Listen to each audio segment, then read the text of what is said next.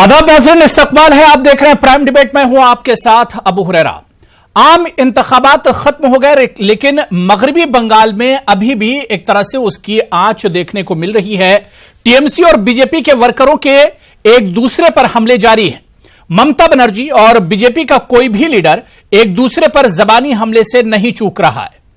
ईद के मौके पर ममता बनर्जी ने शायराना अंदाज में मरकजी सरकार पर तंज कसा। ममता ने बीजेपी पर निशाना साधते हुए कहा कि जो हमसे टकराएगा वो चूर चूर हो जाएगा। ममता ने शेर पढ़कर मोदी सरकार पर तंज किया कि मुद्दाई लाख बुरा चाहे तो क्या होता है, वही होता है जो मंजूर खुदा होता है। बीजेपी के जय श्री राम के नारे को सियासी बताने वाली ममता बनर्जी ने ईद के मौके पर बीजेपी को सेकुलरिज्म का पाठ पढ़ाया और शायराना अंदाज में बीजेपी पर हमला किया।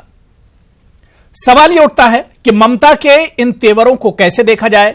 इसे लोकसभा इंतखाबात की चोट का दर्द कहा जाए या फिर इसे आने वाले असेंबली चुनाव की बिस्ती बिसात माना जाए। आखिर ममता का दाव क्या है, इसी पर आज हम प्राइम डिबेट में बात करेंगे। लेकिन सबसे पहले यह रिपोर्ट देखिए।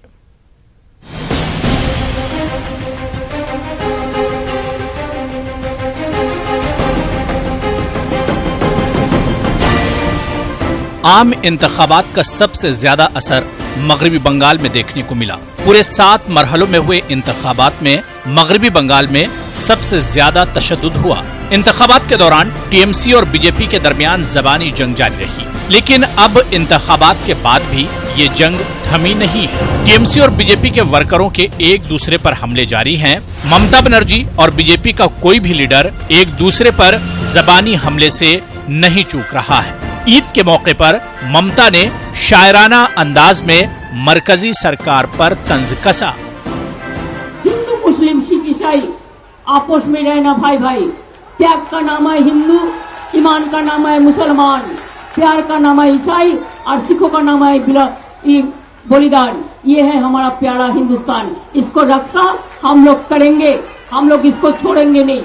और जो हमसे टकराएगा वो चूर चूर हो जाएगा, ये तो हमारा स्लोगन है। मुद्दा लाख बुरा चाहे तो क्या होता है, वही होता है जो मंजूर खुदा होता है। कभी कभी एक दफे बहुत जोर से तेज आता है सूरज का, लेकिन बाद में चला भी जाता है। डरो मत, जैसा जल्दी कैप्चर किया है ईवीएम को उतना जल्दी चला जाएगा। इतना डरने का बात नहीं है।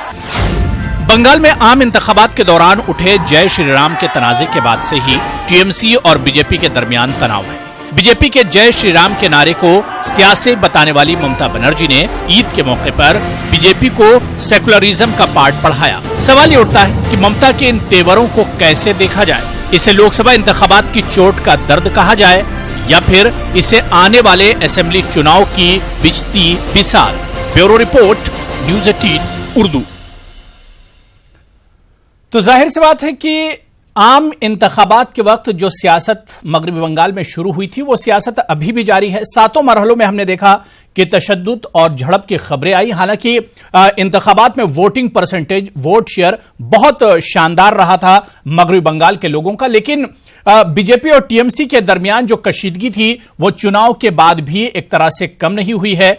कोई भी पार्टी यानी बीजेपी या टीएमसी का कोई भी लीडर मौका हाथ से नहीं जाने देता और जब भी मौका मिलता है तो सामने वाले के ऊपर कमेंट जरूर किया जाता है। और यही वजह थी कि ईद के मौके पर जब मुसलमानों के एक बड़े हुजूम से खिताब कर रही थी ममता बनर्जी, उस वक्त बीजेपी पर उन्होंने तंज कसा और शायराना अंदाज में ममता बनर्जी ने हमला किया। ममता ने बीजेपी पर निशाना साधते हुए कहा कि हमसे जो टकराएगा वो चूर चूर हो जाएगा।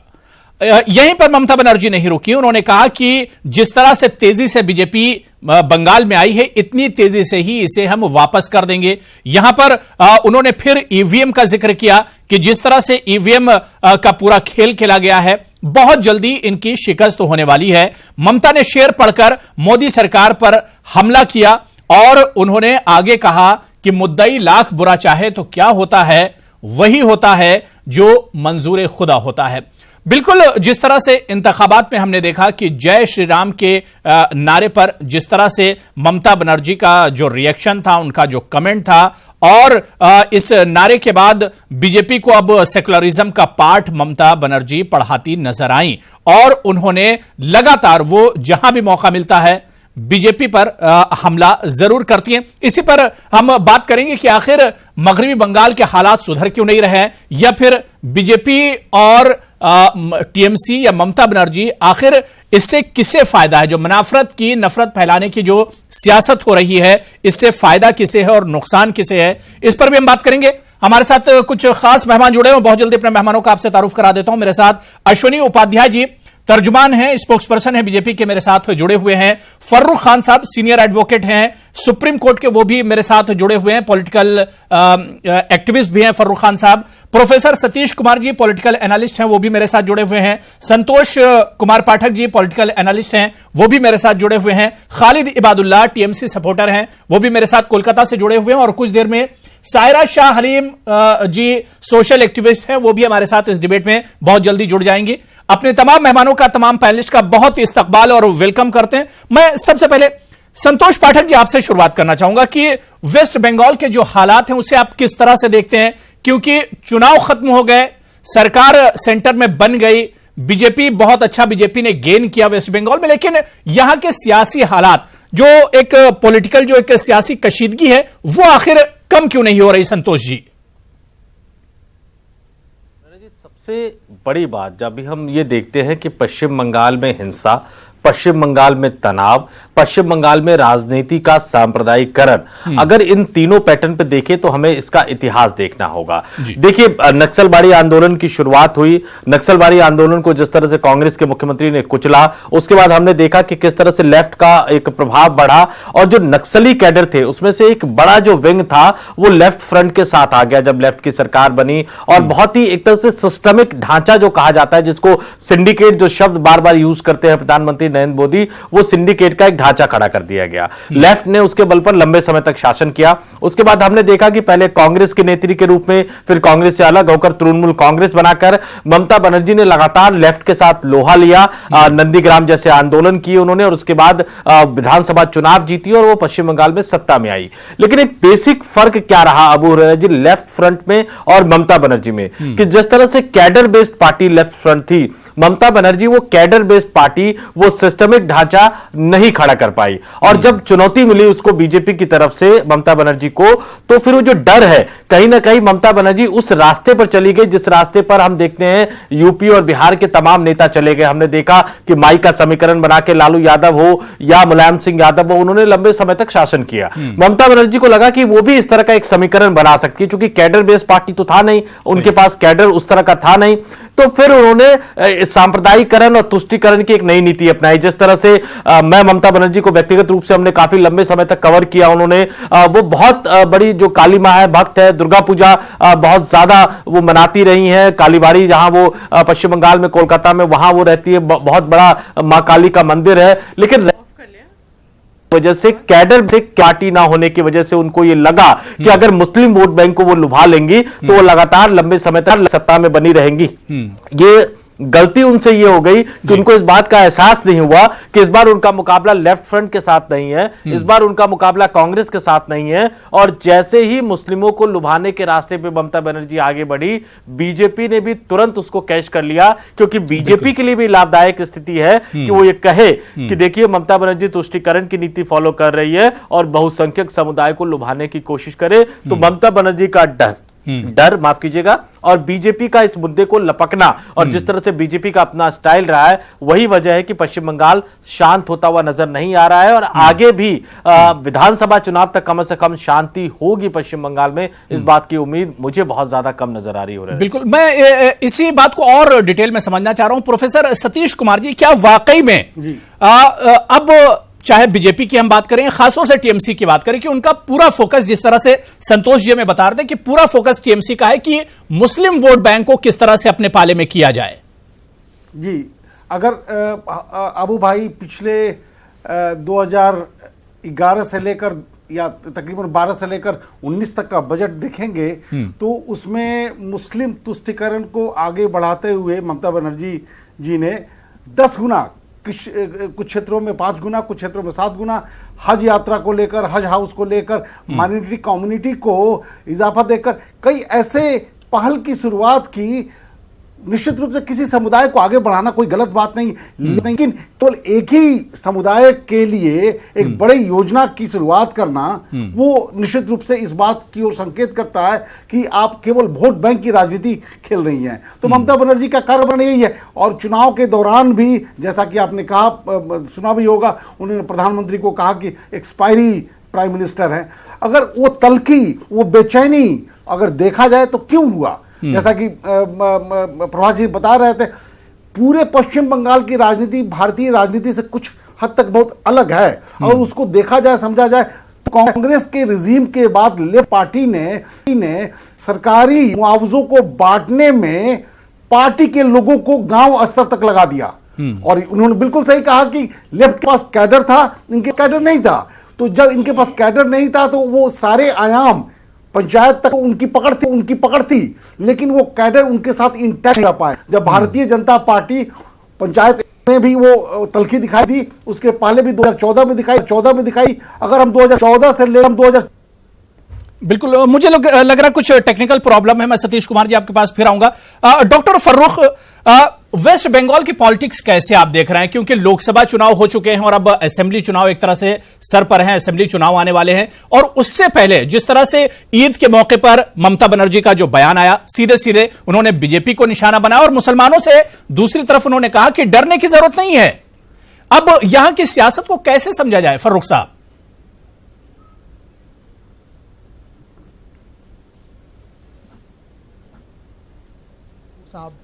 पहला एक सियासी पहलू है और दूसरा कानूनी पहलू है।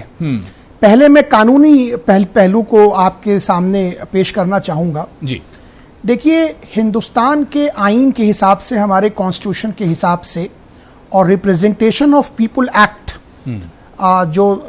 उसके तहत ये जो इलेक्शन और जो पब्लिक पॉलिसी कैसी होगी ये एक तय किया जाता है। अभिराम सिंह जजमेंट है, उसका सेक्शन 123 सब क्लॉज 3 को इंटरप्रिटेट करते हुए 7 जजेस की कॉन्स्टिट्यूशनल बेंच ने, सुप्रीम कोर्ट ने अभी लास्ट ईयर गालिबन ये कहा कि रिलीजन का इस्तेमाल करना किसी भी तरह से सियासत में कोई भी सियासी फायदा लेने के लिए शैम है, एक करप्ट प्रैक्टिस माना उसको सुप्रीम कोर्ट ने। अच्छा नहीं माना जाता। और हम ये जानते हैं कि सुप्रीम कोर्ट जो कहता है वो कानून बन जाता है मुल्क का। तो आज की डेट में जो सुप्रीम कोर्ट का ये देश का कानून है, मुल्क का ये कानून है कि मजहब को आप रिलीजन को, मजहब को सियासत से जोड़ नहीं सकते। अब ये एक फंडामेंटल कॉन्स्टिट्यूशनल फ्रेमवर्क है। अब आते हैं हम इसके पॉलिटिकल पहलू पे। पॉलिटिकल पहलू का मामला क्या है कि हिंदुस्तान की हर सियासी जमात को ये सूट करता है अनफॉर्चुनेटली कि वो मुद्दों पे बात ना हो और इन्हीं चीजों पे जो आम जनता है उसको आप गुमराह रखें। मैं हर जमात की बात कर रहा हूं। बिल्कुल बिल्कुल। कोई पोलराइजेशन कर रहा है, कोई रिवर्स पोलराइजेशन कर रहा है, कोई जात की कर रहा है, कोई पात की कर रहा है, कोई लैंग्वेज की कर रहा है, कोई कल्चर की कर रहा है।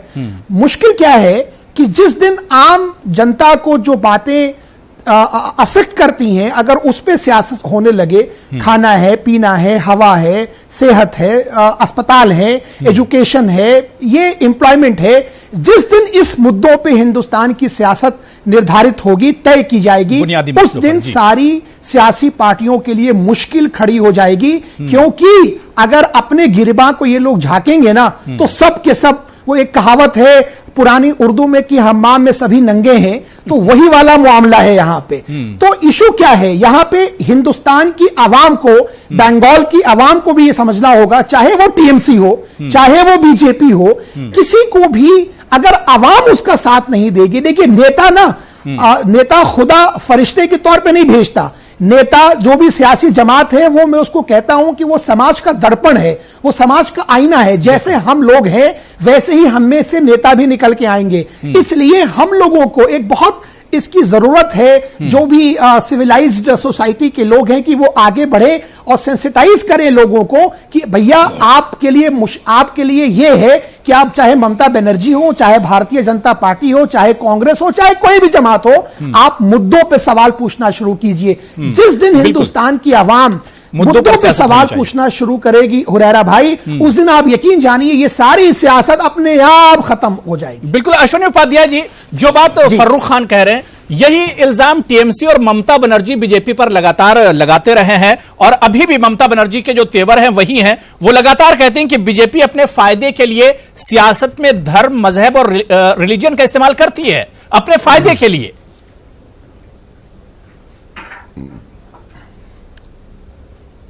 देखिए, पहली बात तो मैं आपको बताऊं कि भारत में बहुत से राज्य हैं और सबसे ज्यादा राज्यों में भारतीय जनता पार्टी की सरकार चल रही है।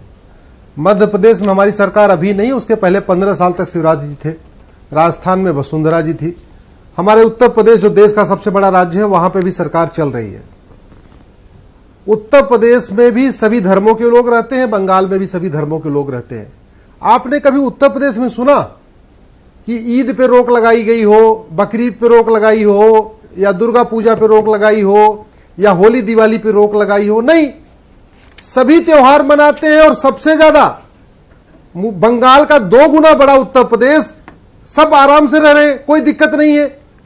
न किसी को अपना धार्मिक आयोजन करने में कोई दिक्कत, न किसी को अपना त्योहार मनाने में कोई दिक्कत। ये बंगाल में क्यों दिक्कत होती है?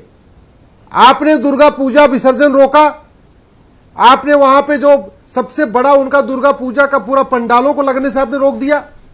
आपने एक तरफ दुर्गा पूजा रोका, दूसरी तरफ आपने इमामों को तनख्वाह देना शुरू किया।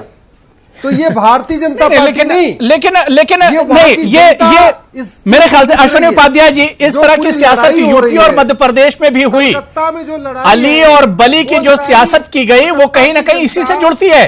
अश्विनी उपाध्याय जी, यूपी में अली और बली की जो सियासत की गई, जो बयानबाजियां हुई, वो कहीं ना कहीं इसी से जुड़ते हैं। शमशान घाट से और कब्रिस्तान की जो सियासत की गई, वो भी इसी से कहीं ना कहीं जुड़ते हैं, इसी सिलसिले की कड़ी है।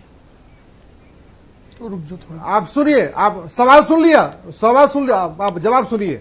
मुझे आप एक एग्जाम्पल बता दीजिए उत्तर प्रदेश में योगी जी के आने के बाद कि कभी रमजान में, ईद में, बकरीद में, मुहर्रम में, या किसी भी त्योहार को मनाने में किसी भी मुस्लिम परिवार को या समुदाय को दिक्कत आई? मुझे एक बता दीजिए। जी। एक बताइए। एक मिनट, अरे भाई साहब, सवाल जरा बाद में, पहले बात तो पूरी कर लेने दीजिए ना, एक सवाल कर दीजिए।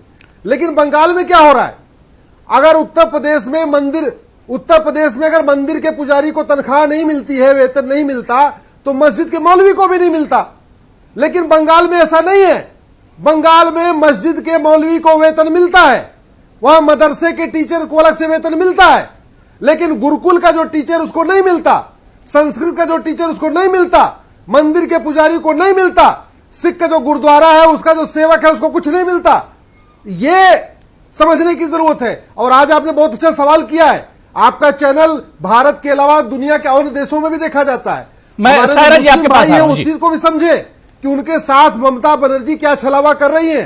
ठीक है। डॉक्टर फर्रुख खान को सवाल करना चाह रहे उपाध्याय जी, दुनिया के लोग इस चीज को समझे। अश्विनी उपाध्याय जी, डॉक्टर फर्रुख कुछ आपसे सवाल करना चाह रहे हैं। जी फर्रुख जी, डॉक्टर फर्रुख जी। अश्विनी भाई, मैं आपकी बात से बिल्कुल सहमत हूं। जहां तक ये जो फ्री बीज है, चाहे वो बंगाल की बातें कर रहे हैं और हम लोग बंगाल से दूर है। जो नहीं, खालिद इबादुल्लाह साहब मैं आ रहा हूं, खालिद इबादुल्लाह साहब मैं आ रहा हूं। थोड़ा सा आप सुन लीजिए, फिर मैं आ रहा हूं। बस मैं एक सेकंड गलत बयान दे रहे हैं। जी, मैं खालिद इबादुल्लाह साहब आ रहा हूं कि आप अरे एक मिनट रुक जाइए ना, बोलने तो दीजिए। जी कंटिन्यू कीजिए फर्रुख भाई। अपने टर्न पे बोल लें। मैं ये कह रहा था अश्विनी भाई से कि ये जो कह रहे हैं कि इमाम को सैलरी दी या ये दिया वो दिया, इवन जहां तक मेरा इल्म है कि दुर्गा पूजा पंडालों को भी 10-10 हजार रुपए या 20 हजार रुपए का अनुदान दिया। मैं इस बात से कहता हूं कि रेगुलर नहीं दिया जाता है, नियमित नहीं होता है। सरकार का ये फर्ज नहीं है कि वो इमाम को पैसे दे, या वो, सुनिए मेरी बात, सुन लीजिए, कि वो पैसे दे टैक्स पेयर्स की मनी से। धर्म हमारा प्राइवेट अफेयर है, लोग बात करेंगे बंगाल के बारे में, मुझे बोलने दे, मैं बता रहा हूं इन लोगों को।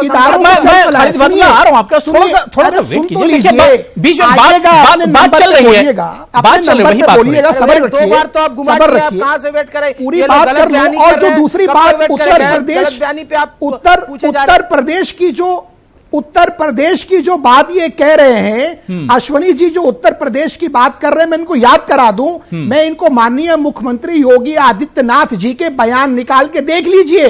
कब्र से निकाल के रेप करने वाले बयान से लेके, शमशान कब्रिस्तान से लेके और सारी चीजों का देख लीजिए आप।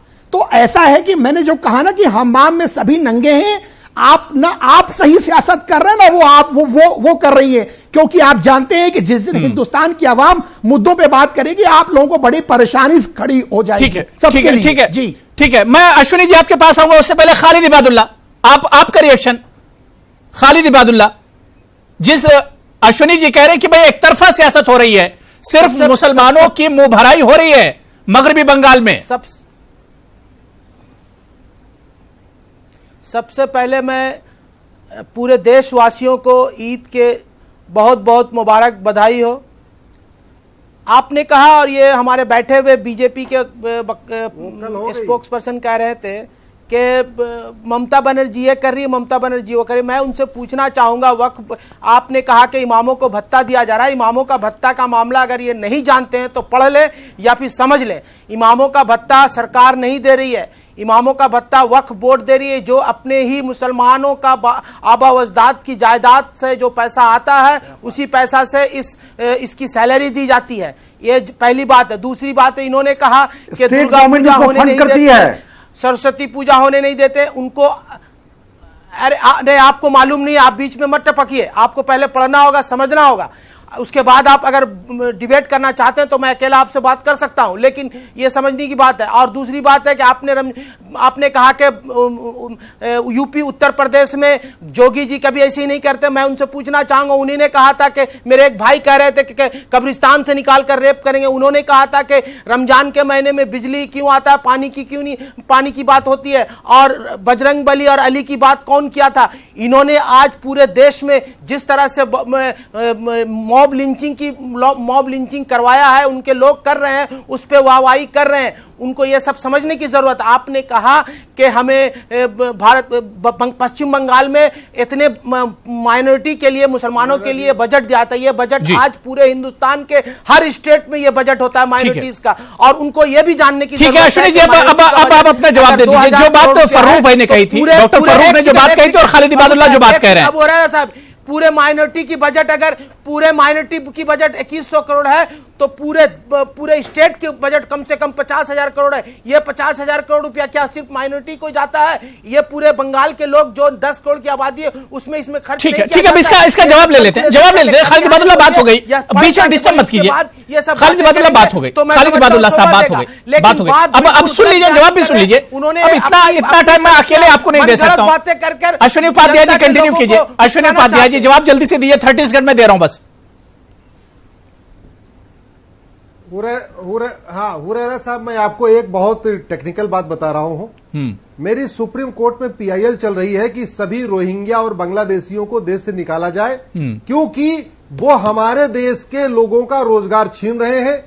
वो जो लोग हैं वो विदेशी हैं, वो जहां से आए उनको वापस भेजा जाए, क्योंकि वो लोग हमारे देश के रोटी कपड़ा मकान छीन रहे हैं। और मैं ऑन रिकॉर्ड कह रहा हूं, अरे सुन लीजिए भाई साहब, सुनिए, मैं आप ऑन रिकॉर्ड कह रहा हूं आपके राष्ट्रीय चैनल पे, हुरैरा जी, इसका जवाब देना। उस मेरी पीआईएल का और को सब समर्थन कर रहे हैं, केवल बंगाल सरकार विरोध कर रही है, बंगाल सरकार। अरे आपको पता नहीं, सुन लीजिए प्लीज, मैं दे रहा हूं उसका उत्तर। खालिद इबादुल्ला ऐसे नहीं होगा, मैं फिर मौका दूंगा, मैं आऊंगा खालिद साहब ऐसे प्लीज जी।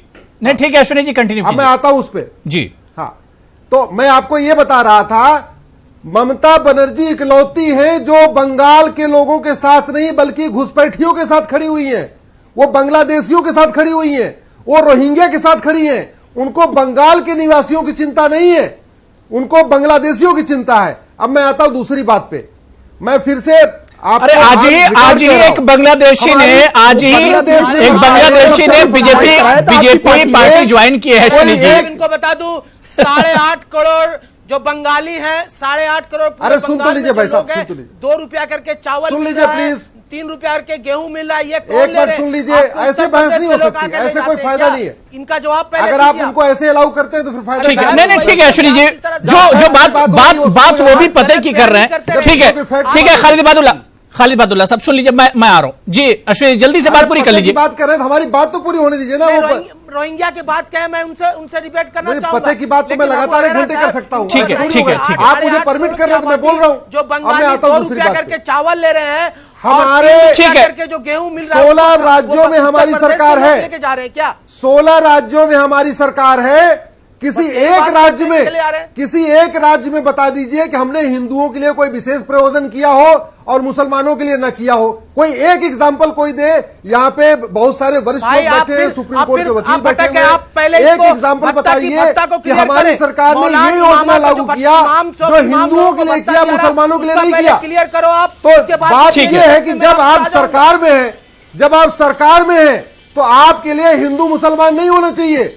आपके लिए हिंदू मुसलमान नहीं होना चाहिए। बंगाल में ममता बनर्जी केवल और केवल काश आप बात इंप्लीमेंट करते तो मजा आ जाता। और ये बंगाल के लोगों को समझ में आ गया है, इसलिए इस चुनाव में उनको ये स्थिति हुई है। ठीक है, ठीक है। मैं सायरा शाह हलीम जी मेरे साथ है। खालिद बादुल्ला बात हो गई। मैं फिर आऊंगा, मौका दूंगा खालिद बादुल्ला, मैं मौका दूंगा। सायरा शाह हलीम जी बहुत देर से आप वेट कर रही हैं। आपको एतराज भी होगा कि 6 पैनलिस्ट में अकेली आप खातून है, महिला है और सबसे आखिर में। लेकिन मैं चाह रहा था कि आप सबको सुन लीजिए, सबका जो व्यूज जो है उनके वो आप सुन लीजिए। सायरा शाह हलीम जी, सच्चाई आखिर क्या है? मैं सच्चाई समझना चाह रहा हूं कि जिस तरह से यहां पर अश्विनी उपाध्याय जी कह रहे हैं कि सिर्फ मुसलमानों की मुंहभराई हो रही है, कई उन्होंने बड़े इल्जामात ममता बनर्जी की सरकार पर लगाए, जबकि दूसरे लोगों को कहना है कि ऐसा नहीं है। खालिद बादुल्ला ने कहा कि जो मुसलमानों को, इमामों को जो पैसा मिलता है वक्फ बोर्ड की तरफ से आता है, और जो तस्वीर बीजेपी या अश्विनी जी बता रहे हैं वो बिल्कुल मुख्तलिफ है। सच्चाई क्या है सायरा जी?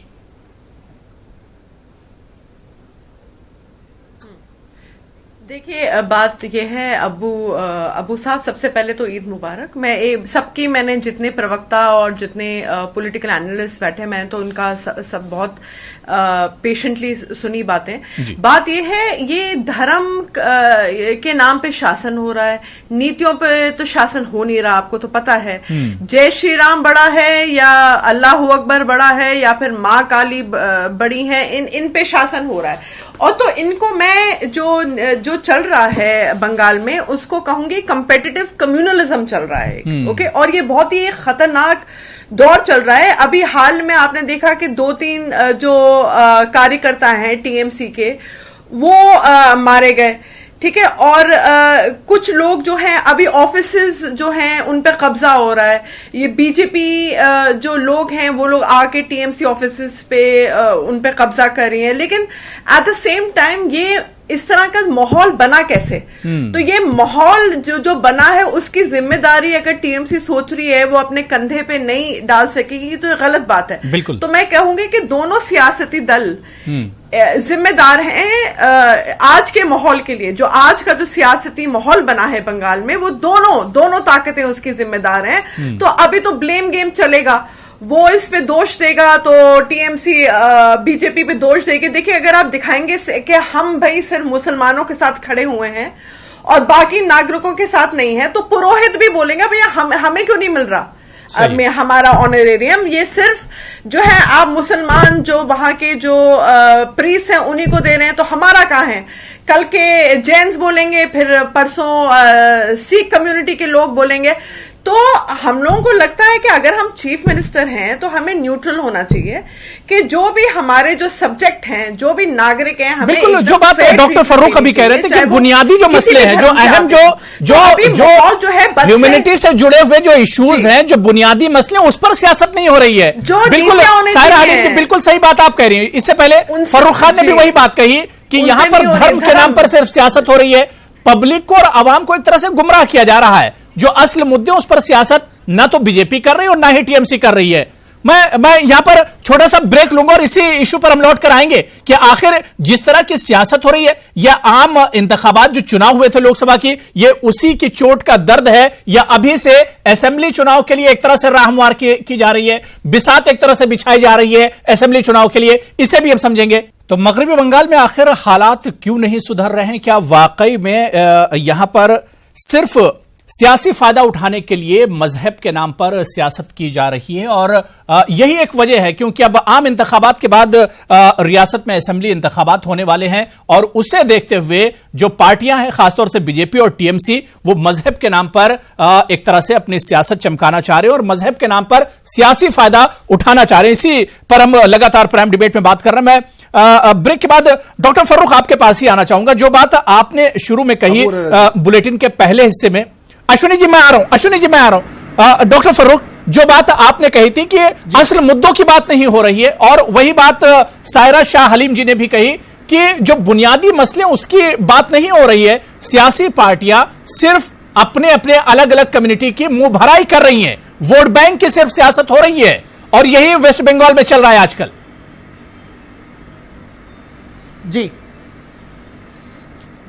बिल्कुल सही कह रहे हैं आप। मैं अश्वनी भाई की एक बात का और जवाब दे दूं। जो बात टीएमसी के सपोर्टर्स भी कह रहे थे कि वक्फ बोर्ड का पैसे का जो मामला है, तो इवन जो बीजेपी की हुकूमत जहां पर है और वहां वक्फ बोर्ड तो हर स्टेट में है, वक्फ बोर्ड हर जगह इमाम को सैलरी देता है।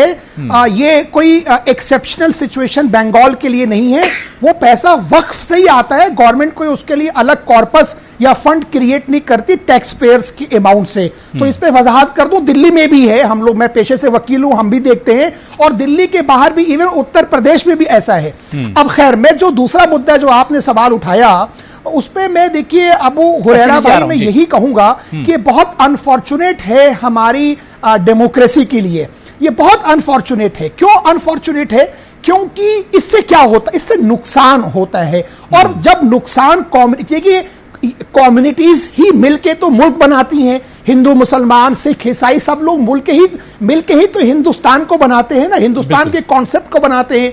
जब हमारी सियासी जमात लोगों को धर्म के नाम पे, जात पात के नाम पे बांटती है तो अनफॉर्चुनेटली नुकसान हम लोगों का होता है, जो भी है, चाहे वो हिंदू भाई हो चाहे वो मुसलमान भाई हो। क्यों नुकसान होता है? फिर आप रेटोरिक पे बार्गेन करते हैं। असल मुद्दों पे अगर बात मुसलमानों की ही है तो बंगाल के मुसलमानों को सवाल यह पूछना चाहिए कि भाई तालीम का क्या मामला है, रोजगार का क्या मामला है, यूनिवर्सिटीज का क्या मामला है। ऐसे ही हिंदू भाइयों को पूछना चाहिए कि भाई जो हमारी बेसिक एमिनिटीज हैं, हिंदुस्तान में इतनी ज्यादा अभी भी इलिटरेसी है, हमें ये बताते हुए शर्म आती है कि दुनिया में सबसे ज्यादा मालनॉरिश्ड बच्चे जो हैं वो हमारे मुल्क में हैं। हम विश्व गुरु बनने की बात करते हैं, हम सुपर पावर की बात करते हैं, हम चंद्रयान भेज रहे हैं, चंद्रयान 2 भेजने वाले हैं, लेकिन हमारे मुल्क में दुनिया के सबसे ज्यादा मालनॉरिश्ड बच्चे रहते हैं। नफरत की पॉलिसी छोड़कर, कम्युनलिज्म की पॉलिसी छोड़कर, चाहे वो किसी की बुनियादी मसलों पर ध्यान देने की जरूरत है। अश्विनी उपाध्याय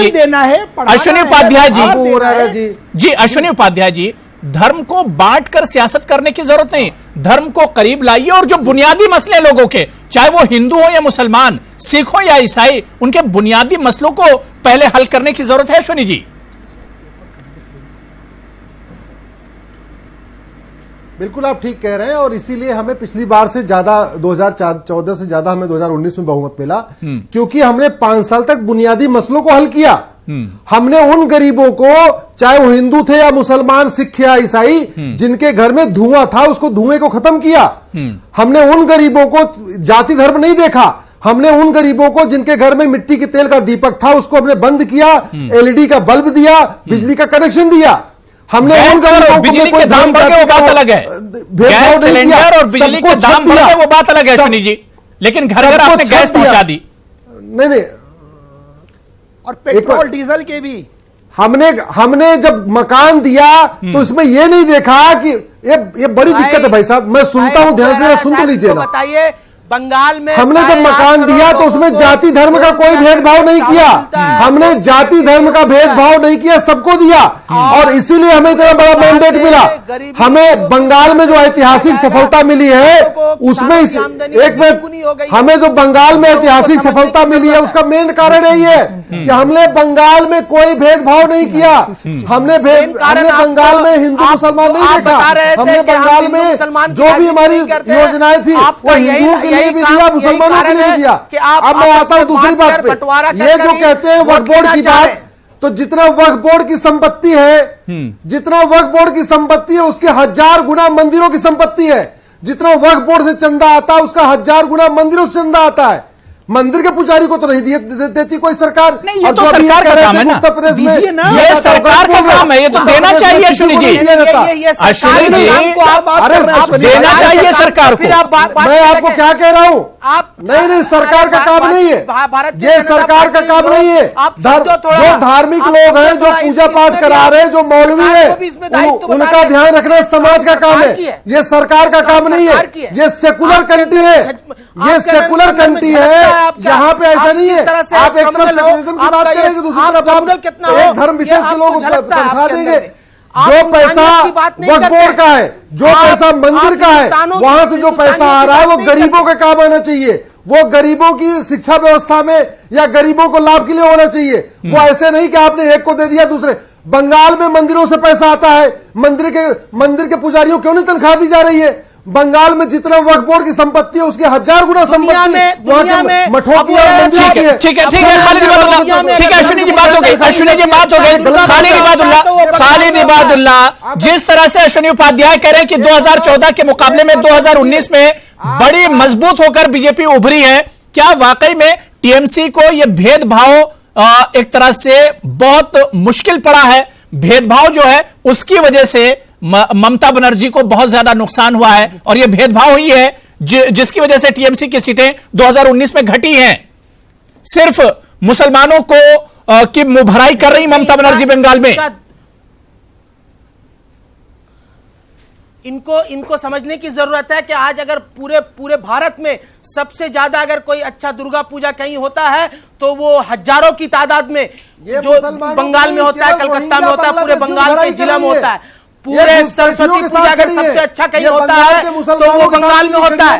और ये बताना चाहूंगा कि मुसलमान और हिंदू यहां जिस तरह से मिलकर रहते हैं, मुसलमान कई दुर्गा पूजाओं कमेटी के मेंबर हैं और कई दुर्गा पूजा कमेटी के प्रेसिडेंट भी हैं, वो लोग करवाते हैं। लेकिन ये भारतीय जनता पार्टी चाह रही है कि हिंदू मुसलमान को किस तरह से बांटकर अपनी राजनीति, अपनी कुर्सी को ठीक करे। लेकिन एक बात यहां पे कहूंगा कि ये लोग का काम सिर्फ और सिर्फ आज 2 सीट से अगर 303 सीट आई है तो आपस में बांट कर ही लाने चाहते हैं। ये किसी को मिलाकर हिंदू मुसलमान को मिलाना नहीं चाहते। और मैं ये भी कहना चाहूंगा कि ये इनके अंदर में ये जो सोच है, आपने बिल्कुल सही कहा। दुर्गा पूजा कमेटियों का चेयरमैन तो आपने बना दिया, मौलवियों को बना दिया। कितने आपने मदरसे का, कितने आपने जो और भी उनके अकील है उसका चेयरमैन आपने किसी हिंदू को बनाया? मुझे एक नाम बता दीजिए। बहुत सारे ऐसे मदरसे हैं जो हिंदू भाइयों के भी जरिए, हिंदू भाइयों मदरसा स्कूलों को, मदरसा और स्कूल हिंदू भाइयों के जरिए भी चलाया जाता है। डॉक्टर फारूक कुछ रिएक्शन आप देना चाह रहे हैं? मैं फिर दूसरे पहले से बात जाऊंगा। बहुत से ऐसे मदरसा। ठीक है खालिद इबादुल्लाह, बात हो गई। ठीक है अश्विनी जी, बात हो गई। दोनों ही कहीं ना कहीं एक खास तबके पर दोनों पार्टियों की नजर, ये तो साफ जाहिर है। डॉक्टर फारूक, मैं 30 सेकंड दे रहा हूं। सिर्फ सोच और अपने ठीक है खालिद इबादुल्लाह, बात हो गई। खालिद साहब बात हो गई। डॉक्टर फारूक 30 सेकंड में दे रहा हूं जी। जल्दी से आपका रिएक्शन। खालिद भाई, अबू जी, मैं अश्वनी भाई की बात का जवाब दे दूं। देखिए सबसे इंपॉर्टेंट समझना क्या है, जो इन्होंने कहा ना, चाहे वो वक्फ तो चलिए एक गवर्नमेंट रेगुलेट करती है, ये बताइए कि पैसों की जरूरत ईश्वर को है, भगवान को है, अल्लाह को है या उसके बंदों को है? ये बताइए। मैं तो ये कहता हूं कि आपकी सरकार लाइए ऐसा कानून कि जो पैसा किसी भी धार्मिक का हो, संस्थान का हो, चाहे वो दरगाह पे आता हो, चाहे वो मठ में आता हो, उन पैसों का बना के कॉर्पस और गवर्नमेंट रेगुलेट करे, बच्चों को पढ़ाए, चाहे वो हिंदू हो चाहे वो मुसलमान हो, बच्चों को तालीम दीजिए। हमारा मुस्तकबिल वो बच्चे हैं, वो जनरेशन है, उस पर आप काम कीजिए ना। सरकार आपकी प्रचंड बहुमत है, क्यों नहीं करते हैं? ठीक है खालिद इबादुल्लाह, आपका रिएक्शन। मैं फिर अश्विनी जी आ रहा हूं और पैनलिस्ट वेट कर रहे हैं जी। अबू हरारा साहब इन्होंने हमेशा यही जय श्री राम की नारे को लेकर पूरे बंगाल में तफरका जो मचाए हुए, मैं उनसे पूछना चाहूंगा, मुसलमान अगर नारे तकबीर अल्लाह कहता है तो मैं कहता हूं कि गलत है। राजनीति में नारे तकबीर अल्लाह करके कोई राजनीति नहीं चलाना चाहिए। उसी तरह से मैं हिंदू भाइयों की सम्मान करते हुए कहता हूं कि राजनीति में जय श्री राम एक बहुत ही भगवान के रूप में जिसको जाना जाता है, उसको राजनीति में नहीं लाना चाहिए। जिस तरह से हम चाहेंगे कि मुसलमान को भी नारे तकबीर अल्लाह अकबर करके राजनीति अश्विनी जी सही मुसलमानों पे। ऐश्वर्या जी, ममता बनर्जी भी यही कहती हैं कि बीजेपी के नारों से तकलीफ नहीं है, बीजेपी की नफरत वाली सोच से उन्हें तकलीफ है। ममता बनर्जी यही बार बार कहती हैं। सुनिए, पहली बात तो ये कि बीजेपी के लोग वहां पे कोई बीजेपी का अध्यक्ष या बीजेपी का सांसद या बीजेपी का मंत्री जय श्री राम बोलने नहीं गया था। ये बात शुरू कहां से हुई, जरा उसको समझिए आप। ममता बनर्जी का काफिला जा रहा था, वो बंगाल के लोग थे, बंगाल के नागरिक थे, वो कोई रोहिंग्या, बांग्लादेशी, अफगानिस्तान से लोग नहीं आए थे। अगर वो लोग वहां खड़े थे, वहां से गुजर रहे थे, जय श्री राम बोल दिया, तो उसमें उनको आपत्ति क्यों हुई? यही तो मैं सोच रहा हूं। वो जहां जाती हैं, बड़े बड़े आपके ईदगाह में जाती हैं, अभी ईद पे गई थी, वहां अल्लाह अकबर का नारा लगाया जाता है, खुदा हाफिज बोला जाता है, और उन्होंने खुद अपने नारे बोला, खुदा की बात किया, तब तो उनको तकलीफ नहीं हुई। जब अगर वो एक रास्ते से जा रही थी, वहां पे बंगाल के लोगों ने जो अल्लाह अकबर नहीं बोल सकते, जिन्होंने जय श्री राम से उनका अभिवादन किया, तो उनको दिक्कत क्यों हुई? यही तो मैं पूछ रहा हूं। उनको जय श्री राम से इतनी नफरत। संतोष पाठक जी, यहां पर चाहे हम टीएमसी की बात करें, बीजेपी की बात करें, सिर्फ नजर एक खास वोट बैंक पर है, सिर्फ नजर इन पार्टियों के एक खास वोट बैंक पर है। ममता बनर्जी ईद के मौके पर मुसलमानों के पास पहुंच जाती हैं, बीजेपी इसी तरह से जय श्री राम के नारों का इस्तेमाल करती है। मतलब नजर सिर्फ जो सियासत हो रही, मजहब का जो इस्तेमाल किया जा रहा है, वो सिर्फ अपनी सियासत चमकाने के लिए। संतोष जी, लेकिन देखिए, बिल्कुल अबू भाई, ये स्थिति ऐसी है कि पहली बात तो ये कि तमाम राजनीतिक दलों को ये लगता है कि दुनिया की शुरुआत उन्हीं के साथ हुई है। जैसा कि टीएमसी से जुड़े व्यक्ति जो भी बैठे हुए हैं इस पैनल में, वो कह रहे हैं कि दुर्गा पूजा बहुत शानदार तरीके से मनाया जा रहा है, जैसे कि टीएमसी के आने के बाद दुर्गा पूजा शानदार तरीके से मनाया जा रहा है। और ये सिर्फ टीएमसी के साथ समस्या नहीं है, बीजेपी, कांग्रेस के तमाम नेता, कांग्रेस को एक जमाने में लगता था कि भारत का इतिहास ही जवाहरलाल नेहरू के साथ शुरू हुआ, आज बीजेपी को लगता है कि नरेंद्र मोदी के साथ ही भारत का इतिहास शुरू हुआ। तो ये समस्या तमाम राजनीतिक दलों के साथ है। दूसरी जो सबसे बड़ी बात मैं अभी कहूंगा कि क्यों ये दोनों राजनीतिक दल अपने अपने एजेंडे पे अडिग है। क्यों अडिग है? क्योंकि दोनों को ही लग रहा है फायदा है। आप ये देखिए कि जरूर आपको ये लग रहा होगा कि टीएमसी की सीटें जरूर घटी है, लेकिन इसके बावजूद ममता बनर्जी के रवैये में क्यों बदलाव नहीं आ रहा है? क्योंकि वो विधानसभा चुनाव की तरफ देख रही है। देखिए, लोकसभा चुनाव का आंकड़ा देखिए, टीएमसी हारी जरूर है, लेकिन 2014 में 39% वोट मिले थे। 2019 में ये जो वोट था वो बढ़ के तकरीबन 44% हो गया, यानी 4.5 से 5% वोट टीएमसी का बढ़ा है इस बुरे हालात में भी जब टीएमसी हारी है। दूसरी तरफ बीजेपी को देखिए, 17% से वोट बैंक उनका बढ़कर 40% हो गया है। तो ये कहीं ना कहीं बीजेपी लोकसभा के चुनाव से बम है कि उनको बहुत ज्यादा सीटें मिल गई, बहुत ज्यादा फायदे में रही। ममता बनर्जी को ये लग रहा है कि अगर 4% वोट हमें ज्यादा मिले हैं, इसमें अगर 2-3% और वोट, चूंकि सबसे ज्यादा वोट पश्चिम बंगाल में हुए थे, अगर 2-3% और जो अल्पसंख्यक समुदाय के लोग हैं, अगर वो घर से बाहर निकले और वोट करे, तो शायद विधानसभा चुनाव में फिर से उनकी वापसी हो जाए। तो दोनों ही राजनीतिक दल अपने अपने एजेंडे पर अडिग है। तीसरी चीज जो हमारे एक पैनलिस्ट भी बता रहे थे अबू भाई, कि हमें इन नारों को भारतीय राजनीति से अलग कर देना चाहिए। देखिए, हकीकत यह है कि व्यवहारिक तौर पर यह संभव नहीं है। हम ये देखते हैं कि कोई भी नेता जब टिकट मिलता है, वो मंदिर में जाता है, मस्जिद में जाता है, गुरुद्वारे में जाता है, अपने धर्म के हिसाब से मत्था टेकता है, शुक्रिया अदा करता है। क्या आप इसको रोक सकते हैं? नहीं रोक सकते हैं। जब पदभार ग्रहण करता है उस समय पूजा करते हैं या अल्लाह को याद करते हैं, क्या इसको रोका जा सकता है? नहीं रोका जा सकता है। हमने ईद की दावत में देखा कि कई केंद्रीय मंत्रियों के घर ईद की दावत थी, तमाम नेता, पत्रकार, तमाम लोग पहुंचे। क्या आप इसको रोक सकते हैं? नहीं रोक सकते। जरूरत आज इस बात की नहीं है कि राजनीति से धर्म को अलग किया जाए, जरूरत इस बात की है कि राजनीति में जो धार्मिक मुद्दे हैं उन मुद्दों को एड्रेस किया जाए, उनको सांप्रदायिक बनने से, विवादित बनने से रोका जाए। और यहीं पर ममता बनर्जी कहीं ना कहीं मैं ये कहना चाहूंगा कि शायद वो फंस गई है। इस देश ने वो भी इतिहास देखा है अबू भाई कि जब साबानो प्रकरण में मुसलमानों को खुश करने के लिए राजीव गांधी ने एक फैसला किया, उनको लगा कि हिंदू नाराज हो जाएंगे, उनके सलाहकारों ने एडवाइस दिया, राम मंदिर का ताला खुलवा दिया उन्होंने। तो ना उनको खुदा मिला, ना विलासे सनम, ना हिंदू मिले, ना मुस्लिम मिले। यहां भी पश्चिम बंगाल में वही हो रहा है कि पहले आप दुर्गा पूजा पे रोक लगाते हैं, पहले आप काली पूजा पे रोक लगाते हैं, पहले आप रामलीला पे रोक लगाते हैं, फिर आपको लगता है कि नहीं चुनाव आ गया, बहुसंख्यक नाराज हो जाएंगे, तो आप दुर्गा पूजा के जो पंडाल होते हैं उनको आप 10-10 हजार की राशि देते हैं, फिर आप कई तरह के मंदिरों को दान देते हैं, तो ना आप इधर के रहते हैं ना उधर के रहते हैं, लेकिन राजनीति है और तमाम दल ये राजनीति कर रहे हैं। जी अबू भाई, कुछ एतराज है, सहमत नहीं है खालिद इबादुल्लाह। खालिद इबादुल्लाह जल्दी से अपना सवाल कीजिए। खालिद इबादुल्लाह जल्दी से सवाल कीजिए, बीच में मत टोकिएगा। देखिए ये कहे जी ये कहें कि दुर्गा पूजा नहीं होने देते, काली पूजा नहीं होते, इनको थोड़ा सा देखने की जरूरत है।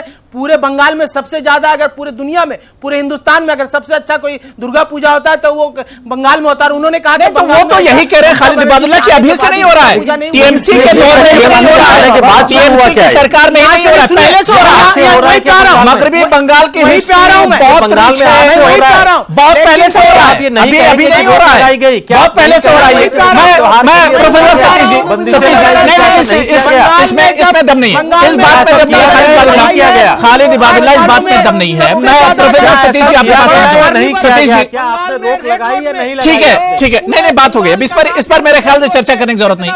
सतीश जी क्या वाकई में जिस तरह से अपने एजेंडे पर दोनों कायम है, जो संतोष जी बात कर रहे थे, इन दोनों की नजर अब लोकसभा के बाद अब असेंबली के चुनाव पर है कि यही फायदा, यही जो एक कामयाबी जो मिली है इन्हें, जो एक रास्ता इन्होंने तय कर लिया है, यही चीज वो असेंबली के चुनाव में भी यही दोनों पार्टियां ले जाना चाह रही हैं। इसी वजह से कोई पीछे हटने के लिए तैयार नहीं है, कोई मुद्दों पर बात करने के लिए तैयार नहीं है।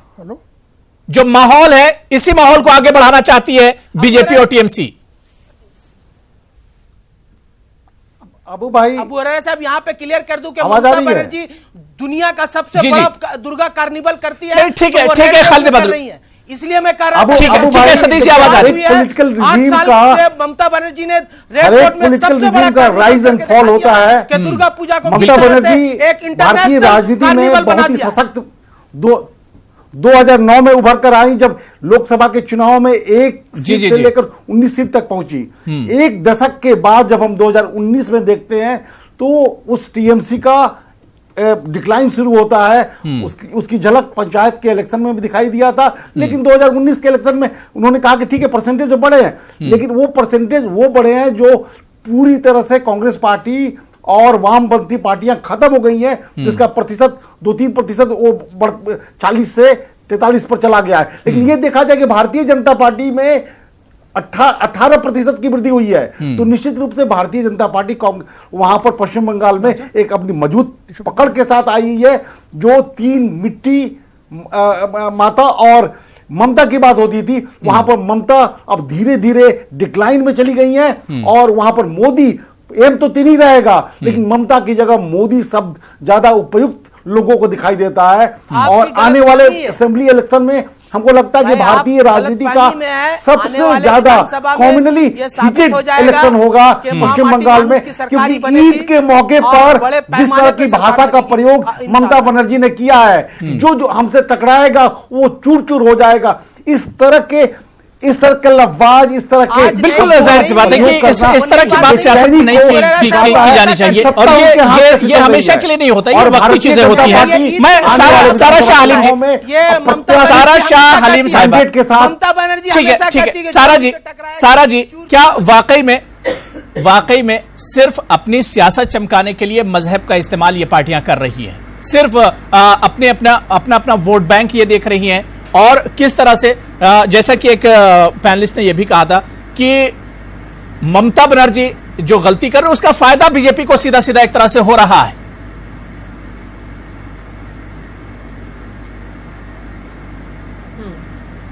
नहीं, बिल्कुल ठीक ही आप कह रहे हैं, क्योंकि क्या है कि पिछली 2011 तक जब लेफ्ट फ्रंट थी, उन लोगों ने एक काम करा था, मैं किसी की सिफारिश नहीं करी, किसी का वो नहीं करी, कि वो लोग धर्म से एटलीस्ट पब्लिक लाइफ में ये लोग दूर रहते थे। लेकिन अब क्या है, बीजेपी और टीएमसी अभी क्या करी, कंपेटिटिव कम्युनलिज्म में ये लोग जो है डैबल कर रहे हैं। तो ये बहुत ही ये बहुत नुकसान करेगा समाज में इस तरह का माहौल, क्योंकि आप देख रहे हैं कि लोकसभा चुनाव में देख लीजिए, जितने ऑपोजिशन कैंडिडेट से उनका खुलेआम कत्ल हो रहा था। लोकसभा कैंडिडेट्स जो थे, एमपी कैंडिडेट्स, उन पे हमला हो रहा था अपने कॉन्स्टिट्यूएंसी में। अभी दिन दहाड़े लोगों का कत्ल हो रहा है, टीएमसी के हों या दूसरे पार्टी के हों। तो एक माहौल जो है बद से बदतर होता चला जा रहा है, क्योंकि अगर आप एक कौम को देंगे, आप उसको फायदे में रखेंगे, तो बाकी लोगों को भी आंख में लगेगा। तो एक तरफ से कम्युनलिज्म का माहौल बद से बदतर होता चला जाएगा। तो अभी यह है कि मैनिफेस्टो पे कोई जंग लड़ानी, कोई भी इलेक्शन लड़ानी, और आम आदमी के मुद्दों पे उसपे तो लड़ानी, पॉलिसी नीतियों पे लड़ानी, लेकिन धर्म के नाम पे मंदिर मस्जिद हो रहा है, और वही चीज बंगाल में हो रही है। और आपको पता है असेंबली अश्विनी जी आपसे भी मेरा यही सवाल है, और खालिद इबादुल्ला आपसे भी मेरा यही सवाल है कि मैनिफेस्टो पर चुनाव कब लड़े जाएंगे? जो बुनियादी मसला उस पर कब चुनाव लड़े जाएंगे अश्विनी जी?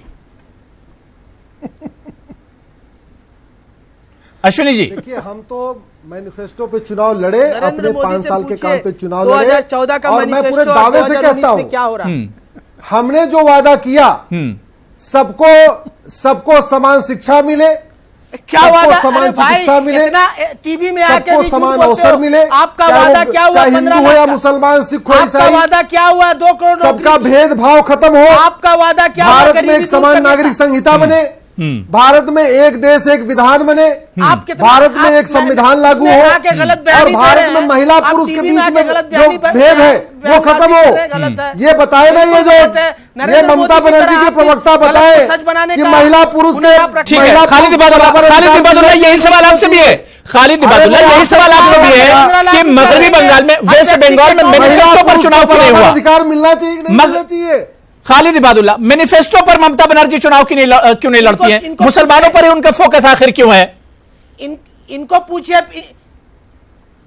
पूछिए कि नरेंद्र मोदी प्रधानमंत्री होने से पहले अपना बताइए, टीएमसी का बताइए, टीएमसी का बताइए। मेरा सवाल खालिद इबादुल्ला आपसे है कि टीएमसी कब लड़ेगी? भी दूर करेंगे, यही वादा था। वो मैनिफेस्टो से टीएमसी कब लड़ेगी मैनिफेस्टो पर चुनाव? खालिद इबादुल्ला, और पश्चिम बंगाल में ममता बनर्जी जिस तरह से मैनिफेस्टो पे काम किया है, 8.5 करोड़ लोगों के गरीबों के 2 रुपया किलो करके चावल मिल रहा, गेहूं मिल रहा। उन्होंने आज किसानों को तिगुना आमदनी बढ़ा दिया। उन्होंने आपको पर्चा का जो ठीक है, मैं डॉक्टर फरूक लास्ट कमेंट आपसे ले लेता हूं। डॉक्टर फरूक, जब तक जो वादे किए जाते हैं, जब तक ये वादे सियासी पार्टियों के सच नहीं होंगे, मेरे ख्याल से हालात बदलेंगे नहीं। जी 30 सेकंड जी।